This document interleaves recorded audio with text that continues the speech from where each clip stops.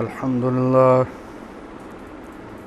لله نحمده ونستعينه ونستغفره ونؤمن به ونتوكل عليه ونعوذ بالله من شرور أنفسنا ومن سيئات أعمالنا من يهده الله فلا مضل له ومن يضلله فلا هادي له وأشهد أن لا إله إلا الله وحده لا شريك له وأشهد أن محمدا عبده ورسوله صلى الله عليه وآله وسلم.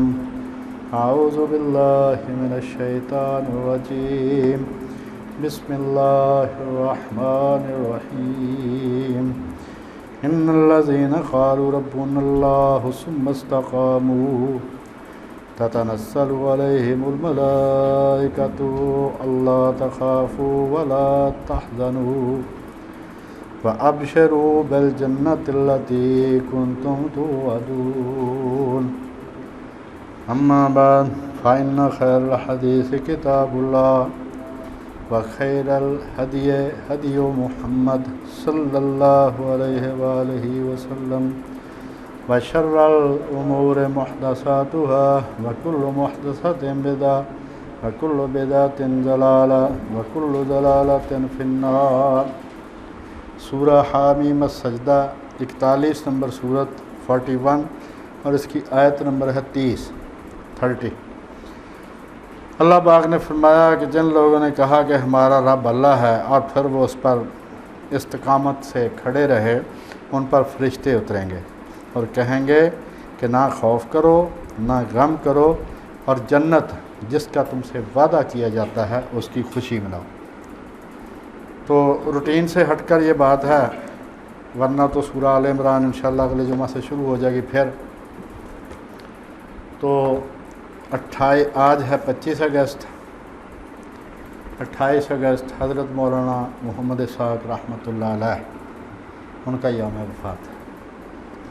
ان کو آپ ہمارے استاد کہہ لیں، پیر کہہ لیں، مرشد کہہ لیں، مینٹور کہہ لیں، عطالی کی جو بھی ہے، مطلب ان کو میری زندگی سے نکالا جائے تو میں صفر ہوں، باقی کچھ بھی نہیں. تو جو عام لوگ ہیں وہ ان کے کلپ سنتے ہیں، ان کی تقریریں سنتے ہیں، لیکن ان کے حالات کے بارے میں تھوڑا سا بتا دیں.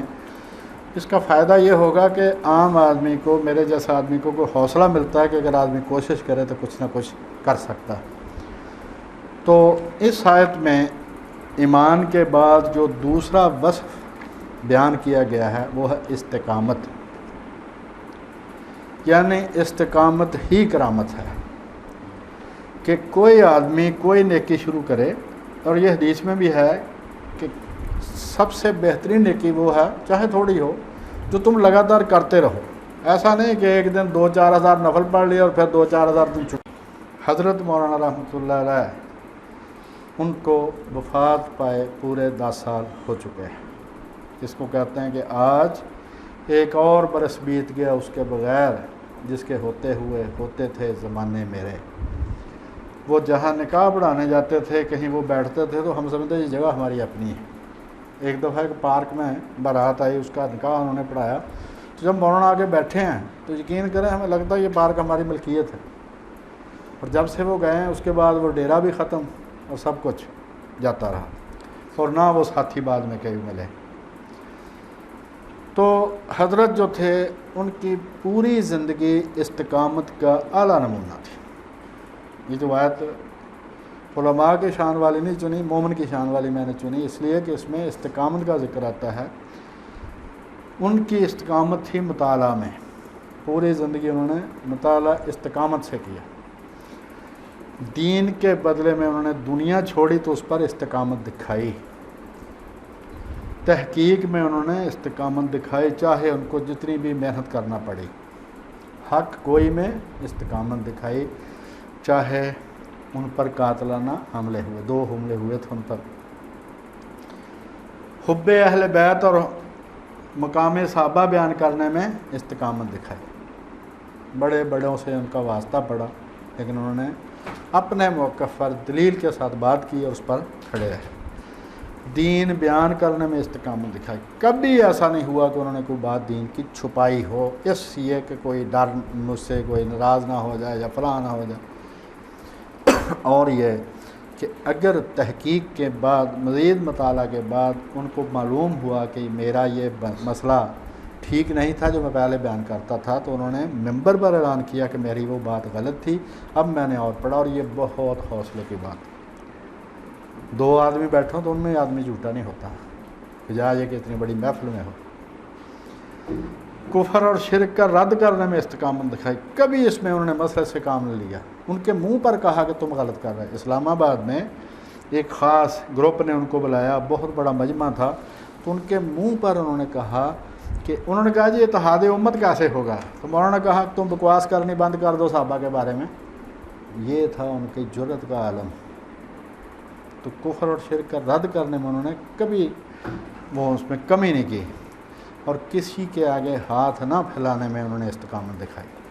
کبھی کسی کو اپنا دکھ بیان نہیں کیا، اپنی ضرورت بیان نہیں کی، اور نہ کسی کا. ہاں دوسروں کے لیے انہوں نے اتنی کوشش کی. وہ خود بھی کہتے تھے جیسے میں مروں گا تمہیں پتہ چلے گا کہ میں کس کس کی کیا کیا امداد کرتا تھا. خودداری اور عزت نفس میں استقامت دکھائی. انہوں نے اپنی روٹی خود کمانے میں استقامت دکھائی. جب تک گاؤں میں رہے خود اپنی روٹی کماتے تھے. اور دین پھیلانے میں استقامت دکھائی. یہ نہیں کہ جوش آیا 4 دن تقریریں کر لیں اس کے بعد فارغ. تو حضرت کا جو تعارف ہے ان بچوں کے لیے جو نہیں جانتے، ان دوستوں کے لیے جو ان سے ناواقف ہیں، پتہ چلے کہ ایک عام بیک گراؤنڈ کا آدمی بھی اس مرتبہ پر پہنچ سکتا ہے اگر وہ استقامت دکھائے تو. آپ 15 جون 1935 کو ملت روڈ کے قریب ایک گاؤں ہے رڑا ٹالی، 116 جیمبے، تحصیل چک جمرہ، ضلع ہے فیصل آباد. وہاں پر آپ پیدا ہوئے. ارائیں برادری سے آپ کا تعلق تھا. پرائمری تعلیم جو تھی وہ ساتھ والے گاؤں دیال گڑھ میں حاصل کی، اور میٹرک چک جمرہ ہائی اسکول سے کیا. اور ہائی اسکول چک جمرہ کے جو رول آف آنر ہے، جو اعلیٰ ترین طالب علم، ان پر آج بھی ان کا نام لکھا ہوا. اور یہ انہوں نے خود بات بتائی جب ہم آ رہے تھے وہاں سے واپس جمرہ سے آگے کہیں گئے تھے تقریر کے لیے، وہ ہم بھی ان کے ساتھ تھے. تو جب ہائی اسکول سے وہ گزرے ہیں ہم، انہوں نے بتایا کہ اس کے رول آف آنر پر میرا آج بھی نام. ایف ایس سی انہوں نے کی، یہ گورنمنٹ کالج فیصل آباد سے جو آج کے جی سی یونیورسٹی ہے، اور اس میں بھی انہوں نے ٹاپ کیا تھا. پھر ایم بی بی ایس میں داخلہ ان کو مل رہا تھا، انہوں نے نہیں لیا. انہوں نے کہا کہ میں نے انگریزی سیکھنے کے لیے ایف ایس سی کی تھی، وہ میں نے سیکھ لی ہے. اور اسی وجہ سے ان کی پہلی منگنی بھی ٹوٹ گئی تھی. انہوں نے کہا تھا کہ ہم یہ سمجھتے تھے لڑکا ڈاکٹر بنے گا، لہذا انہوں نے کہا جی مولوی کو ہم رشتہ نہیں دیں گے. انہوں نے رشتہ ہی توڑ دیا. جو دینی تعلیم تھی ان کی ابتدا مولانا نور محمد صاحب تھے ان کے گاؤں میں، دیوبند کے پڑھے ہوئے تھے. جب میں 79 میں وہاں پر مولانا کے پاس جانے لگا، اس وقت میں 3rd ایئر میں داخل ہوا تھا. اس وقت بابا جی نور محمد کو 90 سال کے تھے. اس وقت میں نے ان کو دیکھا تھا. ان سے انہوں نے عربی فارسی ابتدا میں پڑھی. اس کے بعد مولانا شبیر احمد عثمانی کے شاگرد حضرت مولانا امداد الحق رحمۃ اللہ علیہ جو چک جمرہ میں خطیب تھے، اس کے بعد یرکو نور والے ان کو لے آئے تھے. یہیں پر وہ ساری عمر پھر رہے، اور وہ عربی زبان کے انتہائی ماہر تھے. ان سے آپ نے یہ پڑھا، اور اس کے بعد اپنا از خود مطالعہ سے انہوں نے عربی، فارسی، اردو، پنجابی، انگریزی زبان بھی اور لٹریچر بھی اس میں مہارت حاصل کی. ہم کبھی غلطی سے اگر کوئی شعر پڑھ دیتے یا کوئی بات کرتے نا کہ یہ ہمارے سوا کسی کو نہیں آتی، تو پھر وہ تسلی کرواتے تھے ہماری، اور پتہ چلتا تھا کہ بابا جی نے ہر شے پڑھی ہوئی ہے. اور مطالعہ جو تھا ان کا، جو پڑھنا تھا روز کی ریڈنگ، اگر ہم نے آنکھوں سے نہ دیکھا ہوتا تو آدمی یقین نہیں کرتا کہ اتنا آدمی پڑھ سکتا ہے. روزانہ کی ایک کتاب ختم کر لیتے تھے، اور اس پر نشان لگاتے تھے، اس کو باہر گتے پر نوٹ کرتے تھے، اور وہ زبانیں یاد بھی ہوتی تھی. اور اتنی تیزی سے پڑھتے تھے کہ ہمارے جیسا اس کا صفحہ نمبر نہیں اتنی تیزی سے دیکھ سکتا وہ. اور میرے اندازے کے مطابق انہوں نے 65 ایئرس پڑھا ہے. 78 سال کی عمر میں وہ فوت ہوئے ہیں، تو یہ چھوٹی ہی عمر میں یہ پڑھنا شروع ہو گئے تھے. جو میرے نانا تھے ان کی آڑت کی دکان تھی چک جمرہ میں، تو وہ کہتے ہیں کہ یہ جب داخل ہوئے ہیں ادھر ہائی اسکول، یہ اس میں چک جمرہ میں 6ٹھی جماعت میں، تو یہ دکان پر دوپہر آ کے کاٹتے تھے، گرمیوں کی دوپہر وہاں پر دکان پر بیٹھتے تھے، اور میں لاہور جاتا تھا روٹین میں، تو انہوں نے مجھے کہا کہ میرے لیے صحائے ستہ، بخاری مسلم یہ کتابیں لے کے آنا، عربی زبان میں لانی، اردو میں نہیں لانی۔ تو کہتے 2 مہینے کے بعد میں نے پوچھا کہ کوئی پڑھی بھی ہے، انہوں نے کہا ساری پڑھ لی ہے۔ تو شروع میں مطلب میرا اندازہ ہے کم سے کم انہوں نے 65 سال میں 15,000 سے زیادہ کتابیں پڑھی تھیں، ہر علم کی، ہر فن کی، اور ان کو یاد بھی تھی۔ شروع میں گاؤں کی مسجد میں جمعہ پڑھانا شروع کیا، میں وہیں پر ان کے قدموں میں حاضر ہوا تھا مئی 1979 میں، اور اتفاقاً ان سے ملاقات ہوئی، اتفاقاً جیسے قسمت میں لکھا ہوتا ہے، ورنہ مطلب ہماری ملاقات نہیں ہو سکتی تھی۔ بہرحال اس کے بعد ایک ہی جمعہ پڑھا ہے، اس کے بعد ان کا جو رویہ دیکھا وہاں پر، خاص طور پر جمعے کے بعد وہ عصر تک سوالوں کے جواب دیتے تھے، یہ گاؤں سے ان کا طریقہ تھا، وہ میرے لیے بڑا حیران کن تھا۔ اور ہمیں بھی کان راس بہت تھا، سوال پوچھنے کی بھی بڑی عادت تھی، بس وہ تسلی پھر وہیں ہوئی ہے۔ 1983 میں یہ جہار خان والا میں محلہ جلانی پورہ میں جو جامعہ کریمیہ مسجد تھی، وہاں پر پاکستان کے بہت بڑے اہل حدیث عالم مولانا عبداللہ صاحب خطیب تھے، بڑی مدت سے وہ عمرہ کرنے کے لیے گئے، تو وہاں پر جدہ میں دل کا دورہ پڑنے سے وفات ہو گئی ان کی۔ ان کے بعد جو مسجد کے متولی تھے میاں عبدالواحد رحمۃ اللہ علیہ، ان کو خطیب کی ضرورت تھی، بڑے انہوں نے چیک کیے، بہرحال مولانا فقیر اللہ صاحب رحمۃ اللہ علیہ وہ ان کو لے کے آئے تھے۔ تو اس مسجد کو یہ اعزاز بھی حاصل ہے، جامعہ کریمیہ یہ محلہ جلانی پورہ، جس کو جہال والی مسجد بھی کہتے ہیں، کہ یہ جو منٹگومری بازار میں جامعہ عصریہ ہے نا، یہ وہیں پر شروع ہوا تھا، اور مولانا شاد اللہ قصری صاحب اس کے پہلے بیچ کے طالب علم تھے، جو پہلی کلاس وہاں پر بیٹھی تھی اس کے یہ طالب علم تھے۔ مولانا اس مسجد میں 1983 سے لے کر 2013 تک پورے 30 سال رہے ہیں، اور 30 سال دعوت و تبلیغ کا کام وہیں پر کیا۔ 28 اگست 1983 کو حضرت صبح تہجد کے لیے اٹھے ہیں، وضو کر لیا تھا، یہ نہیں پتا کہ انہوں نے تہجد پڑھ لی تھی یا پڑھنی تھی، دل کا دورہ پڑا 15 منٹ کے اندر اللہ کو پیارے ہوئے۔ اور جو ان کی آخری تقریر تھی، آخری سوال و جواب تھے، اس میں انہوں نے ہدایت اللہ کے شعر پڑھے تھے، وہی ایگزیکٹلی ان پر صادق آئے کہ لگے 15 منٹ ہدایت اللہ پانی وچ پتاسیاں گھول دیا، اور وہی 15 منٹ کے اندر وہ اللہ کو پیارے ہو گئے۔ اور اسی شام بعد از عصر ملر ٹاؤن پارک میں ان کا جنازہ ہوا، پھر مغرب کے بعد گاؤں میں جنازہ ہوا، پھر گاؤں کے قبرستان میں والدین کے قدموں میں سو گئے۔ ان کی جو خصوصیات ہیں، یہ تو تھے ان کے حالات، اب جو خصوصیات ہیں یہ ہر اس آدمی کے لیے ضروری ہیں جو کچھ کرنا چاہتا ہے۔ اگر زندگی ایسے گزارنی ہے کہ کھاؤ پیو آرام کرو سو جاگو بس، تو پھر اس کے لیے کسی فکر مند ہونے کی اس کو ضرورت نہیں، وہ جو مرضی کرے۔ لیکن اگر کچھ کرنا ہے تو اس کے لیے یہ سٹیپ ہے، جتنی بڑی آپ نے عمارت بنانی ہو اتنی بڑی نیچے بنیاد کھودنی پڑتی ہے، بہت بڑی بھی ہوتی ہے رقبے میں بھی، اور گہری بھی اتنی ہی ہوتی ہے۔ یعنی مینار پاکستان کی بنیاد یہ نہیں ہوگی کہ پہلے 18 انچی کا ایک ردا، پھر 13 انچی کا ایک، پھر 9 انچی کا ایک، 5 منٹ نہیں ٹھہر سکتا یہ۔ جب آپ نے اونچی عمارت بنانی ہو تو اس کی بنیاد بھی اتنی، اور وہ بنیاد کیا ہے؟ مطالعہ، اسٹڈی۔ تو حضرت کا مطالعہ انتہائی وسیع تھا۔ عام طور پر جو انگریزی فلسفہ ہے بہت کم لوگوں نے پڑھا، ان کی بات کو نہیں سمجھ سکتے۔ یہ پروفیسر حضرات بھی جو پڑھاتے ہیں نا، یہ کم نہیں سمجھتے ان کی بات کو۔ ہاں کوئی یونیورسٹی لیول کے جو فلسفے کے پروفیسر ہیں وہ سمجھ سکتے کہ کانٹ نے کیا کہا تھا، ہیگل نے کیا کہا، فلانے نے کیا کہا، رسکو کیا کہتا تھا، افلاطون کیا کہتا تھا۔ عام پروفیسر تو بہت ٹرکا دیتے ہیں گائیڈوں کلاسوں سے، اور حضرت سے جب کسی نے فلسفے کا بھی سوال پوچھا، انہوں نے ایک فقرے میں بتا دیا کہ مجھے سارا ہی اس کا پتہ ہے۔ مطلب ہر طرح کا مطالعہ تھا، اور بے انتہا مطالعہ تھا، وسیع مطالعہ۔ پھر یہ کہ تیز رفتار مطالعہ، یہ نہیں کہ ایک کتاب پکڑی 300-400 سال اسی کو پڑھتے رہے۔ پھر یہ کہ کتاب میں جو لکھا ہوا ہے یا کوئی بات کرے، اس کی بات کی طے کو ایسے پہنچتا تھا، دقت نظر جس کو کہتے ہیں، فوراً بات کی طے کو پہنچ جاتا تھا۔ پھر یہ نہیں کہ اپنے گروپ کا مطالعہ، اپنے فرقے کا مطالعہ، صرف مناظرانہ کتب کا مطالعہ نہیں، تحقیق پر مبنی مطالعہ ہے کہ سچ تلاش کرنا ہے، بات ہے کیا اصل میں۔ اور جب وہ تلاش کرتے تھے اور جس نتیجے پر وہ پہنچے ہیں، میں ایک چھوٹی سی مثال، تیونس کے شیخ الاسلام ہیں طاہر بن عاشور رحمۃ اللہ علیہ، اللہ پاک ان پر بے شمار رحمتیں کریں، حبیب بورقیبہ منکر خدا تھا صدر، اس نے شیخ پر اتنا زیادہ ظلم کیا، اس نے کہا لکھ کے دو مجھے کہ رمضان کے روزے مزدوروں پر فرض نہیں ہیں۔ اس نے کہا جی کام کی کارکردگی میں فرق آتا ہے، انہوں نے کہا نہیں۔ اس نے شیخ الاسلامی چھین لی، ان کو نوکری سے نکال دیا، بھوکے مرے، جیل میں دے دیا، لیکن طاہر بن عاشور نے فتویٰ نہیں دیا۔ انہوں نے کہا یار جو اللہ نے فرض کیا میں کیسے اس کو کر سکتا۔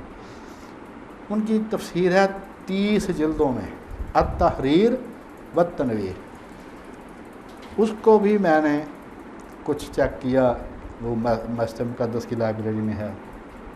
تو جہاں پر یہ بابا جی پہنچے تھے نا گاؤں میں بیٹھے ہوئے، وہ بابا جی نہیں وہاں پہنچے۔ آکسفورڈ یونیورسٹی کا پروفیسر ہے اس وقت ڈاکٹر محمد فاروق، امریکہ میں وہ اس وقت پی ایچ ڈی کرواتا تھا۔ 2019 دسمبر میں ان سے 4 گھنٹے ملاقات ہوئی، سمندری کا ہے وہ۔ وہاں پر اس نے ایک بات کی کہ اس بات پر 2 سال بعد کانفرنس ہونی ہے انٹرنیشنل۔ 2 سال پہلے انہوں نے موضوع دے دیا کہ پوری دنیا کے جو مذہبی رہنما ہیں نا وہ اپنی تحقیق اس میں کر لیں، 2 سال کا ٹائم ہے انٹرنیشنل کانفرنس۔ میں نے کہا یہ موضوع کیا؟ اس نے موضوع بتایا۔ میں وہ ڈاکٹر خالد ظفر اللہ صاحب، اللہ پاک ان کو سلامت رکھے، وہ پرنسپل ریٹائر ہیں اس کے اسلامیہ کالج کے بھی، سمندری کالج کے بھی۔ ان سے میں نے کہا کہ اب آپ سوچیں کہ آکسفورڈ کا پروفیسر یہ موضوع دے رہا ہے، 2 سال بعد اس پر انٹرنیشنل کانفرنس ہوگی، ہر مذہب کے لوگ اس میں آ کے اپنا بات کریں گے۔ اور میں نے کہا جو رڑے میں حل چلاتے ہوئے ہمیں 1979 میں یہ بات بتا دے، اس کے علم کا کیا حال ہوگا؟ وہ میرے منہ کی طرف دیکھ رہا تھا ڈاکٹر۔ پھر اس نے کہا جاہز نے بھی یہ بات لکھی، موزلی بہت بڑا علامہ تھا موزلی۔ میں نے کہا وہ کتاب، اس نے کہا اس کا مخطوطہ پڑھا ہے برٹش لائبریری میں۔ تو ڈاکٹر صاحب نے وعدہ کیا تھا اس کی کاپی دینے کا، لیکن نہیں آئی۔ باہر میں یہ بتاتا ہوں کہ بابا جی رڑے میں حل چلاتے ہوئے جو بات سمجھ گئے تھے اور ہمیں بتا دی تھی، اور ہمیں اس بات کی قدر کب ہوئی؟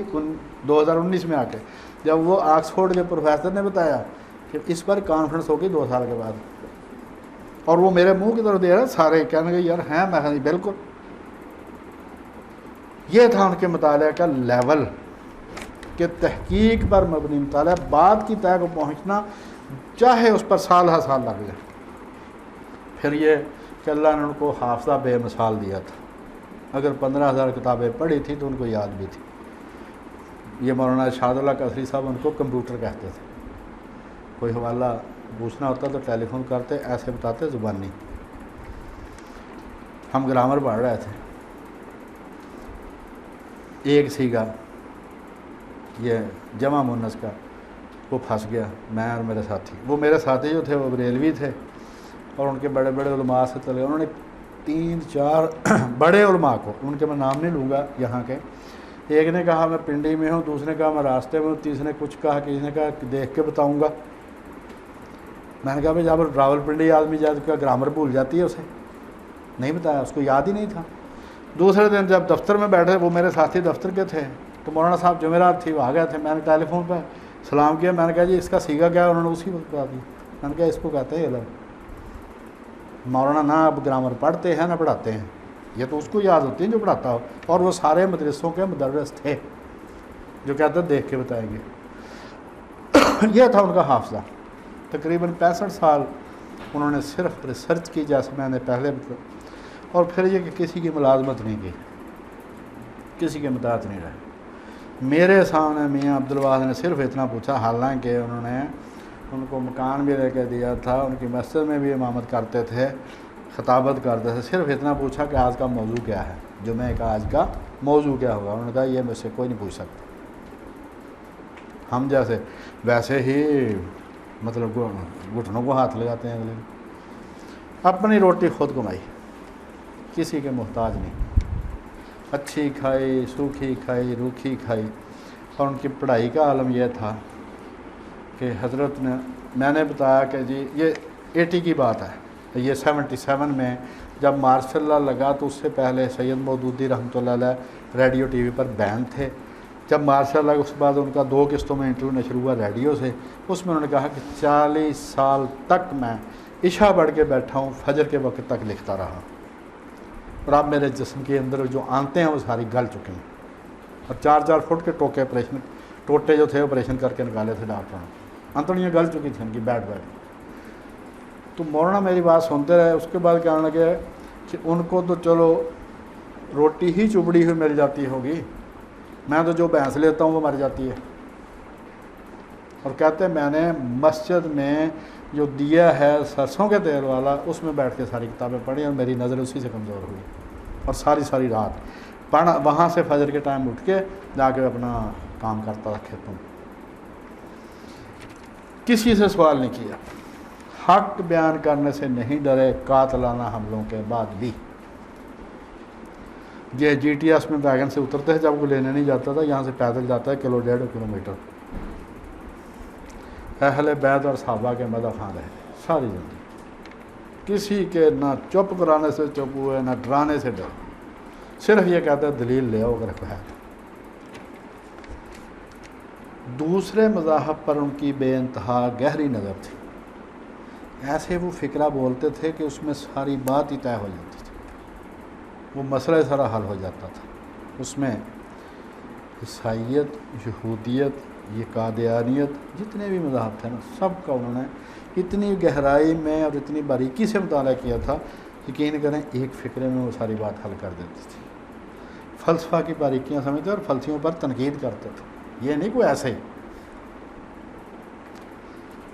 ہر قسم کے سوالات کے جواب دیتا ہے. یہ ان کی خوبی، جس سے کہہ لو کہ ہم پھنسے ہیں. پہلی ملاقات میں نے ایک عجیب سا سوال پوچھا، انہوں نے اس کا ذرا بھی غصہ نہیں کیا. ان کے اس لفظ کو ایسے پڑھنا، اس کا مطلب یہ ہے 3 امام کہتے ہیں جائز حرام ہے، 1 کہتے ہیں جائز. یہ تھا ان کا طریقہ جواب دینے کا. میں نے کہا یار یہ میں کسی اور سے پوچھتا نا، چاہے برابر والے سے پوچھتا، اس نے جوتے مارنے تھے میرے. ہر قسم کے سوال کا جواب دیتے تھے. جمعے سے پہلے پہنچ جو تب بھی، جمعے کے بعد اثر تک تو ہے ہی ہے. اور سوالوں کے ذریعے جو علم پھیلایا انہوں نے وہ بے انتہا تھا. ہر آدمی کے ذہن میں اپنی ایک بات ہوتی ہے، اس سے اتنے پہلو اس بات کے سامنے آتے ہیں کہ 10 آدمی بیٹھے ہیں، 10 نے ہر پہلو سے سوال پوچھنا. تو اس کے ذریعے انہوں نے بہت زیادہ. پھر ان کی خصوصیت یہ تھی عاجزی، خودداری ہاتھ نہیں پڑا. خودداری کا عالم یہ تھا کہ شفیق صاحب اس کے گواہ ہیں، انہوں نے بتایا ہے عید والا دن مولانا نے عید پڑھائی ہے اور کسی اہل حدیث نے ناشتہ نہیں پوچھا. ظہر کے وقت اس نے آ کے ان کو گھر سے لا کھانا دیا، کیونکہ اہل حدیث حضرات کا یہ مسئلہ ہے کہ امام صاحب صرف ہوا سے زندہ ہیں، بہت ولی اللہ بڑے، سانس آتا جاتا اسی سے وہ زندہ ہے، اس کو کسی چیز کی ضرورت نہیں. ہاں مسئلے اس کو امام ابن تیمیہ کے لیول کے کرنے چاہیے، اگر اس سے ایک سٹیپ نیچے آیا تو ہم اس سے ناراض ہیں. یار کوئی ہے بات کرنے والے کہ ایک آدمی عید پڑھا رہا ہے تمہیں، اس کا تو پتہ کر لو اس نے ناشتہ کیا کہ نہیں کیا. لیکن انہوں نے کسی سے نہیں کہا. اور شفیق کہتا میں نے آ کے پوچھا کہ مولانا ناشتہ کیا، تو انہوں نے کہا یہ اہل حدیثوں کی مسجد ہے. یہ ایک ٹرائیبیوٹ پیش کیا تھا انہوں نے خراج تحسین اہل حدیثوں کو، کیونکہ قسم کھائی ہوئی ہے کہ نہ ہاں اہل وہ امام ابن تیمیہ، ابن قیم، ابو حنیفہ اس لیول کی بات ہونی چاہیے. اس کے بعد دین کے لیے دنیا کا مال چھوڑ دیا، پوری زندگی نہ کوئی بڑا سودا خریدا نہ کوئی بیچا. روٹین کی باتیں تو اور ہیں نا، لیکن ان کی جو سب سے بڑی خوبی جس کی وہ وصیت کرتے تھے جمعے کے خطبوں کہ میری قبر پر لکھ دینا کہ میں نے پوری زندگی کسی مسلمان کو کافر نہیں کہا، مسلمانوں میں تقسیم در تقسیم نہیں کرنی، جتنا مرضی اس کا مسئلہ غلط ہو اس کو صرف بتا دینا کہ بھائی میرے خیال میں تیرا مسئلہ غلط ہے، منوانا نہیں اس سے. مسلمان پہلے ہی تقسیم بہت ہو چکے ہیں، ان کو مزید تقسیم نہیں کرنا. اور اللہ کے کسی نیک بندے نے ملر ٹاؤن پارک کا جو چھوٹا دروازہ تھا اس کے باہر وہ فلیکس بنوا کے لگا دیا تھا کہ میں نے پوری زندگی کسی مسلمان کو کافر نہیں کہا. یہ اتحاد امت، وحدت امت، ان پر اس کی کتاب بھی. اور کسی آدمی کو انہوں نے جو مرضی کو کہے، ڈاکٹر کمال عثمانی کراچی سے آیا، رڑے میں ملا ان کو، وہ ہر ایک کو مشرک کہتا تھا، بڑے اس نے ترلے لیے ہیں۔ انہوں نے کہا میں کافر نہیں کہوں گا کسی کو، غلط ہے مسئلہ، اس میرے خیال میں غلط ہے۔ حضرت کے جو تحریر کا ان کو موقع نہیں ملتا تھا، وہ پڑھنے کے بہت زیادہ شوقین تھے۔ باہر ان کی تفسیر چھپ چکی ہے قرآن مجید کی، اور ان کی قدر دانی کا عالم یہ ہے کہ 350 کی تعداد میں 2018 میں چھپی تھی، ابھی تک پڑھی ہے، کیونکہ صرف کانوں کا چسکا ہے ہم لوگوں کو۔ ہارڈ ڈسک کا برگر جتنے کا آتا ہے اتنے کی وہ تفسیر آ جاتی ہے، ایک پیزا جتنے کا آتا ہے نا، جو کھا کے ہم 4-5 گھنٹے کو بعد باہر بھی نکال دیتے ہیں، اتنے کی وہ تفسیر ہے۔ لیکن نہ، پیسہ کتاب پڑھنے کھانا زبان نہیں بتا دے، بس تھوڑی دیر پکنک منائی، انٹرٹین ہوئے، گھر چلے گئے، اللہ اللہ خیر صلی اللہ۔ لو 350 کی تعداد میں چھپی ہے، 2018 میں وہ ہی نہیں کسی نے دی۔ احکام حج ہے ان کی کتاب، صداقت قرآن، یہودیوں نے 65 اعتراض کیے تھے قرآن مجید پر، ان کا جواب ہے۔ وحدت امت رسالہ ہے، ایک رسالہ لبیک کے معنوں پر چھوٹا سا، بخشت حسین ان کی کتاب ہے۔ ان کا کام تھوڑا تھوڑا کر کے سامنے آ رہا ہے، اور جو کچھ ہم بیان کرتے ہیں یہ سارا ان سے سنا ہوا ہے۔ اس میں جو صحیح ہے وہ ان کا بتایا ہوا ہے، جو غلط ہے وہ ہماری اپنی غلطی ہے، ورنہ پڑھا پڑھایا ان سے لیا، ہم اتنے تھے ہی نہیں، ہمیں اتنی صلاحیت کہ ہم پڑھ کے خود سمجھ سکتے۔ اور یہ میری خوش قسمتی تھی کہ 34 ایئرس تک، 34 سال تک ان کے قدموں میں بیٹھا، مئی 79 ٹو اگست 2013۔ اور آخری جمعہ جو ان کے پیچھے پڑا تھا، اس میں نے 2 سوال پوچھے تھے، کہنے لگے یار اس وقت حوالہ نہیں ملا، تو اگلے جمعہ میں بتا دوں گا۔ اگلے جمعہ پھر اللہ کے پاس چل گئے، ان میں سے ایک حوالہ ملا، دوسرا حوالہ آج تک نہیں ملا۔ صرف یہ ہوا کہ باقی 2 سن کے چلے جاتے تھے، میں کاغذ پینسل ساتھ رکھتا، نوٹ کرتا تھا، وہی نوٹ کیا ہوا سارا کچھ وہ آپ کے سامنے آ رہا ہے، لکھی ہوئی شکل میں بھی، یہ بولی ہوئی شکل میں بھی۔ تو ان کے بارے میں صرف ایک شعر جو صرف انہی پر صادق آتا ہے جو موجودہ علماء ہے، کہ مجھے شہزاد اس کے قد کا اندازہ ہے بس اتنا۔ شہزاد احمد کا شعر ہے، مجھے شہزاد اس کے قد کا اندازہ ہے بس اتنا، بہت اچھلے تو اس کی پنڈلیوں تک لوگ آئے۔ باقی کسی نے فتویٰ دینا وہ دے دے، فتووں سے کیا فرق پڑتا ہے؟ رسول اللہ پر کون کون سا فتویٰ نہیں لگایا تھا؟ صحابہ پر کون کون سا فتویٰ نہیں لگا؟ بزرگوں پر کون کون سا فتویٰ نہیں لگا؟ تو فتووں سے ان کو کوئی فرق نہیں پڑتا، بلکہ قول تعالیٰ شاہ بخاری کے اگر کسی کی مخالفت نہ ہو اس کو غور کرنا چاہیے کہ بھائی صاحب میں سچ بھی بول رہا ہوں کہ نہیں۔ وہ کہتا ہے یہی قرآن حضور پڑھتے تھے، ان کو بٹے پڑھتے تھے، ہم پڑھتے ہیں ہمیں حلوے کھلاتے ہو، اس کا مطلب یا یہ قرآن وہ نہیں ہے یا ہم وہ نہیں پڑھتے۔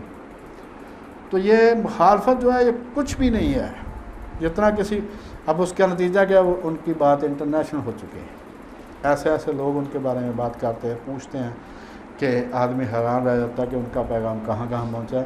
اللہ تعالیٰ سے دعا ہے ان پر اور جتنے بھی مسلمان جا چکے ہیں ان سب پر اللہ پاک خاص الخاص رحمت کرے، ان کو جنت الفردوس میں جگہ دے، اور جو باقی ہیں ان کو اللہ سلامت رکھے اور اپنی حفاظت میں رکھے، ہمیں ہمارے ملک کو اور پوری دنیا کو امن اور خوشحالی عطا فرمائے، آمین۔ وما علینا الا البلاغ۔